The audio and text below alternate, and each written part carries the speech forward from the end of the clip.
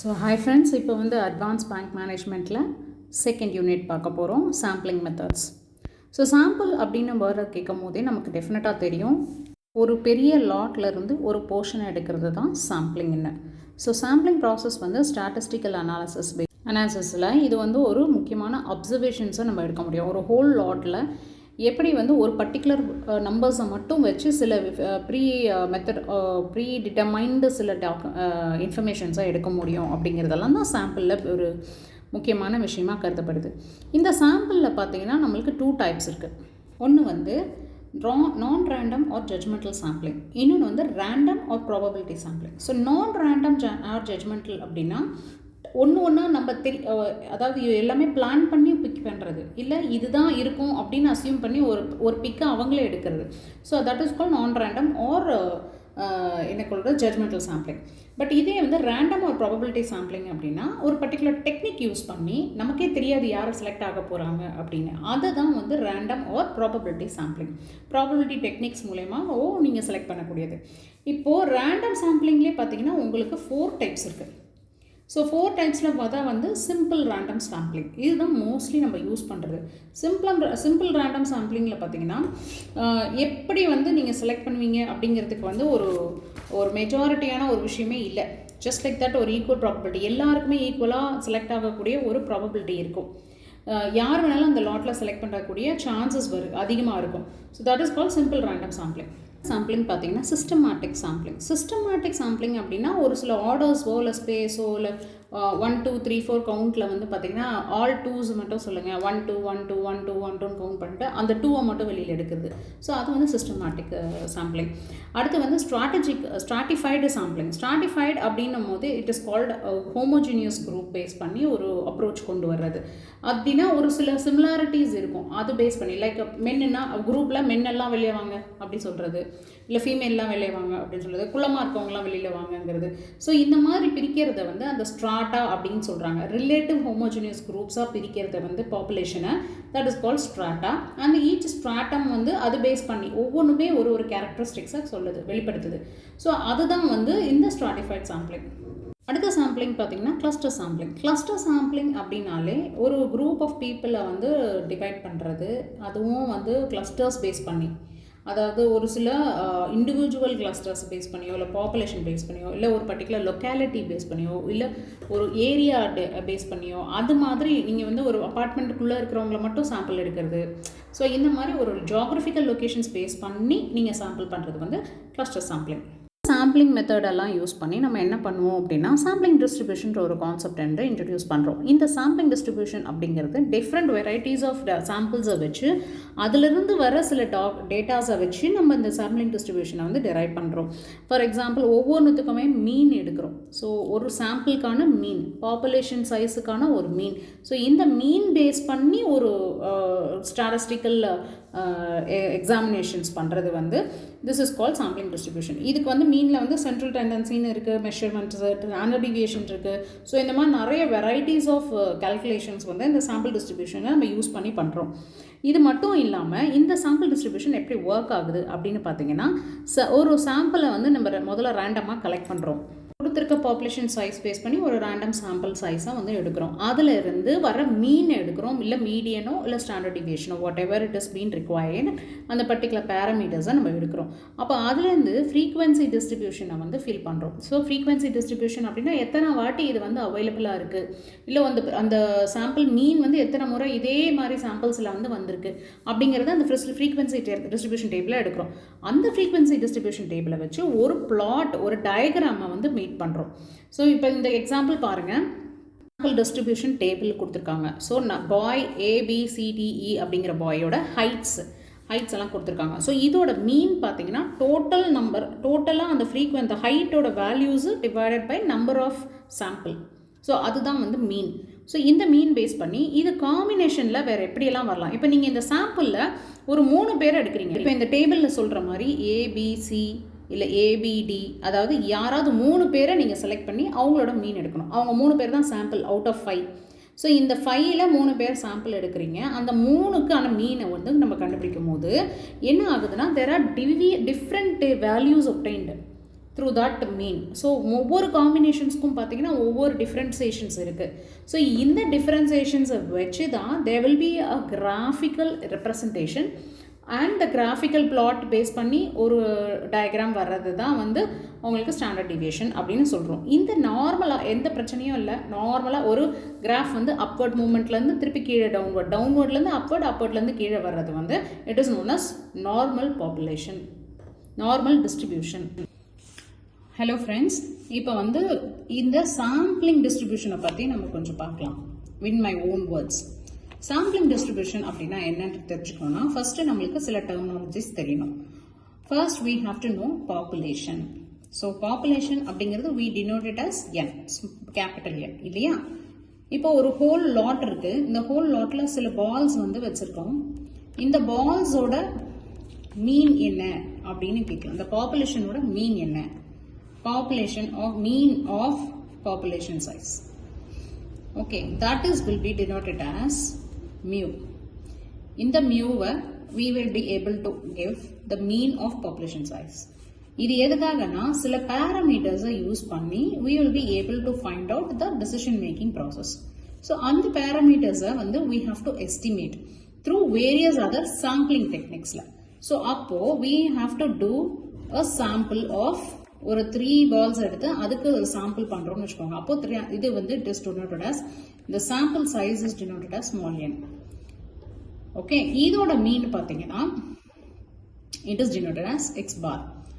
So ஒரு sample size எடுத்திருக்கோம், அதுக்கு 3 தான் வந்து சாம்பிள் சைஸ். அதோட x bar வந்து இந்த மூணுத்தையும் வச்சு what will be the probability of that mean அப்படின்னு சொல்லி ஒரு எஸ்டிமேட்டை கொண்டு வரும்.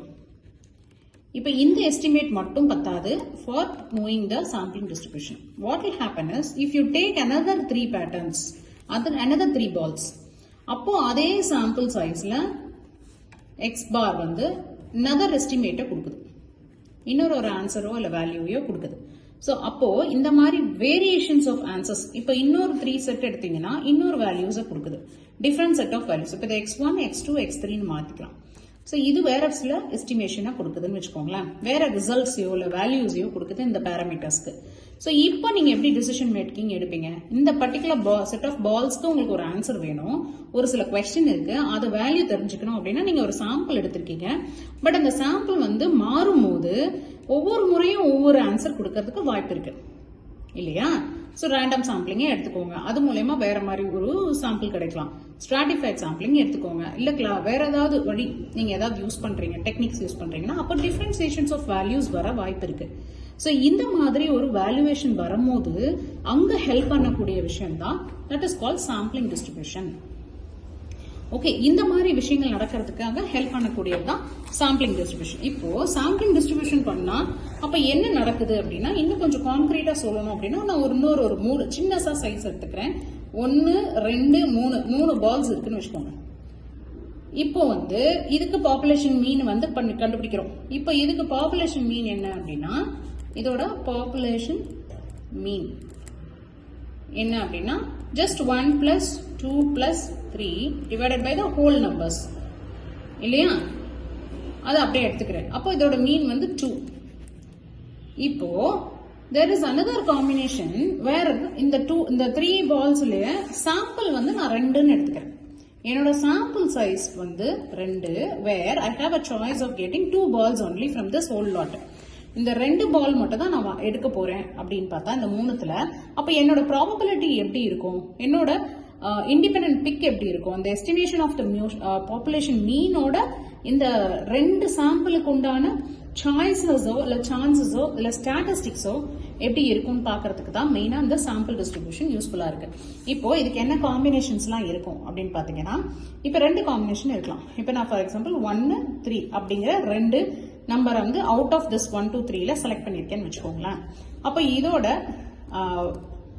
மீன் வந்து சாம்பிளோட மீன் வந்து என்னவா இருக்கும், 1 plus 3 3 divided by 2 இல்லையா. அப்போ இது என்ன வரும், ஆன்சர் வில் பி 2.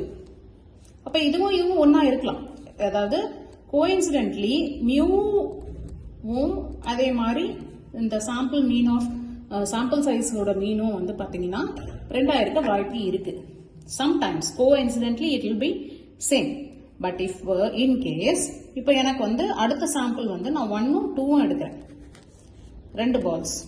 இப்போ இந்த சாம்பிளோட மீன் என்னவா இருக்கும் அப்படின்னா 1 + 2 / 3. அப்போ என்ன வரும்? 1.5 இல்லையா? இப்போ இன்னொரு காம்பினேஷன் கூட எனக்கு வரும் 3 + 1. ஓகே, இப்போ இந்த மாதிரி I have to try number of chances. So எந்த மாதிரி சான்சஸ்லாம் வரும் அப்படின்னு பார்த்தீங்கன்னா, இந்த ஒரு காம்பினேஷனில் நான் என்னென்னலாம் ஆப்ஷன்ஸ் இருக்குன்னா 1, 2, ஒரு பால் செகண்ட் பால் வரலாம், ஒரு பிக்கில் ஒரு பாலும் செகண்ட் பால் இன்னொரு பிக்கில் இன்னொரு 2 வரலாம். அதுமாதிரி 1, 1, 1, 3 இது 3 காம்பினேஷன் வருமா? அப்போ 2, 1, 2, 2, 2, 3 அந்த காம்பினேஷனும் நமக்கு பிக் பண்ண வாய்ப்பு இருக்கா? அப்போ ரேண்டம் சாம்பிளிங்ல இந்த மாதிரி வர வாய்ப்பு இருக்கு. அதே மாதிரி 3, 1, 3, 2, 3, 3. இப்போ this is the sample இல்லையா? இந்த சாம்பிள்ல இப்போ மீன் கண்டுபிடிங்க ஒன்னொன்னுத்துக்கும் அப்படின்னு பார்த்தா இதுக்கு it will be 1.5, இதுக்கு 1, then it will be 2, then 1.5, then 2, 2.5, 2, 2.5 and 3. திடீர்னு பார்த்தோன்னே இது என்னடா வேல்யூ அப்படின்னு பார்த்தீங்கன்னா ஒன்றுமே இல்லை. இப்போ நான் இங்கே சொன்ன மாதிரி தான் 1 + 2 / 3 இருக்கு இல்லையா? அது வந்து வேல்யூ வந்து 1.5. ஸோ இந்த மாதிரி ஒவ்வொரு சாம்பிளுக்கும் உண்டான அந்த மீனை தான் வந்து அந்த டேப்லெட் காலம்ல நம்ம ரெப்ரசென்ட் பண்ணிருக்கோம். 1 and 2 ஸோ அதுதான் வந்து லைன் ஒன்று 1.5 அதெல்லாம் எத்தனை முறை வந்திருக்கு அப்படின்றத நம்ம பார்க்கணும். ஸோ 1.5 பார்த்தீங்கன்னா 2 டைம்ஸ் தான் வந்திருக்கு. ஸோ 1.5க்கு ஏற்ற மாதிரி 2/9 அப்போ 9 ஆப்பர்ச்சுனிட்டிஸ் 1, 2, 3, 4, 5, 6, 7, 8, 9 சான்சஸ்ல 1.2 எத்தனை முறை வந்திருக்குன்னா 2/9 தான் வந்திருக்கு இல்லையா? அப்போ அது 2/9. அதே மாதிரி நெக்ஸ்ட் 1ங்கிறது 1/9 வாட்டி தான் வந்திருக்கு. அப்போ அதே மாதிரி 3/9, அதே மாதிரி 4/9 அப்படி வச்சுக்கலாம். ஸோ 1 அப்படிங்கிறது எத்தனை முறை வந்திருக்குன்னா 1/9 ஒரே ஒரு வாட்டி தான் வந்திருக்கு. அப்போ 1.5ன்றது எத்தனை வாட்டி வந்திருக்கு? 2/9. ஸோ 2 டைம்ஸ் வந்திருக்கு 2/9. அடுத்து 2 வந்து 1, 2, 3 வாட்டி வந்திருக்கு. அப்போ 3/9. So you put it a plot here. அப்போ 2.5ங்கிறது எத்தனை வாட்டி வந்திருக்கு? 2 டைம்ஸ் வந்திருக்கு. அப்போ 2/9. Again you have to come down. Okay, அது அப்புறம் 3ங்கிறது 1 டைம்ஸ் தான் வந்திருக்கு. ஸோ 1. இப்போ this graph is known as sampling distribution. இந்த மாதிரி ஒரு டேபிள் தான் சாம்பிளிங் டிஸ்ட்ரிபியூஷன் அப்படின்னு சொல்றோம். ஓகே, இப்போ இந்த கான்செப்ட் புரிஞ்சிருச்சா? இப்போ இந்த கான்செப்டில் இந்த சாம்பிளிங் டிஸ்ட்ரிபியூஷன்லேயே வந்து டிஃப்ரெண்ட் டைப்ஸ் ஆஃப் வேல்யூஸ் நமக்கு கிடச்சிட்டே இருக்கு இல்லையா? அப்போ ஒவ்வொரு முறை நமக்கு வேல்யூ கிடைக்கும் போது வேறு வேறு வேல்யூஸ் இருக்குது. ஸோ இந்த வேறு வேறு வேல்யூஸை தான் வந்து நம்ம வந்து standard error of the mean அப்படின்னு சொல்கிறோம். So there is a difference between the 2 things. Okay, அப்போ வந்து இதை வந்து ஸ்டாண்டர்ட் எரர்னு சொல்கிறோம். அப்போ அந்த ஸ்டாண்டர்ட் எரரை அது வந்து மோஸ்ட்லி சைஸ் பேஸ் பண்ணின்ற எரரே கிடையாது. So I mean not only the size but மற்ற அதர் திங்ஸ் எல்லாம் கூட சேர்த்து இது வந்து சாம்பிள் வந்து சேஞ்சஸ் வரதுக்கான வாய்ப்புகள் நிறையா இருக்குது. இந்த மீன் டிஃப்ரென்சேஷன் வரதுக்கு வாய்ப்பு இருக்குது. அடுத்த கான்செப்ட் பார்த்திங்கன்னா நார்மல் பாப்புலேஷன். ஆல்ரெடி சொன்ன மாதிரி இந்த சாம்பிளில் நான் ஃபைனைட் பாப்புலேஷன் பற்றி சொல்லியிருந்தேன். மியூவும் வந்து இந்த சாம்பிள் சைஸோட மீனும் ஒன்றா தான் இருக்குது. அதே மாதிரி பாப்புலேஷன் சைஸோட மீனும் ஒன்றா தான் இருக்குது. இது வந்து merely it's not a coincidence.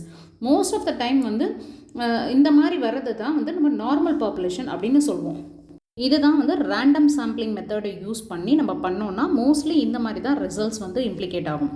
So normal population அப்படின்னா உங்களோட சாம்பிள் சைஸோட மீனும் பாப்புலேஷன் சைஸோட மீனும் more or less it will be the same. So இதுக்கு we used to take the formula sigma mean sample size of a mean divided by is equal to sigma the square root of small n divided by square root of small n அப்படிங்கிற ஒரு ஃபார்முலாவை use பண்ணுறோம். இப்போ நம்மளோட எக்ஸாம்பிளில் சொன்ன மாதிரி டிஃப்ரென்சேஷன்ஸ் ஒவ்வொரு sample use பண்ணும்போது ஒரு டிஃப்ரென்சேஷன் வருதுல்ல. அப்போ அந்த 2 டிஃப்ரென்சேஷனுக்கும் உள்ள அந்த டிஃப்ரென்ஸை வந்து நம்ம ஸ்டாண்டர்ட் எரர்னு சொல்கிறோம். அந்த டிஃப்ரென்ஸை வந்து எப்படி சரி பண்ண முடியும் அப்படின்னா இந்த நார்மல் பாப்புலேஷன் பேஸ் பண்ணி இந்த ஃபார்முலா யூஸ் பண்ணி தான் நம்ம பண்ண முடியும். ஸோ இப்போ இங்கே ஒரு எக்ஸாம்பிள் கொடுத்துருக்கோம் பாருங்கள்.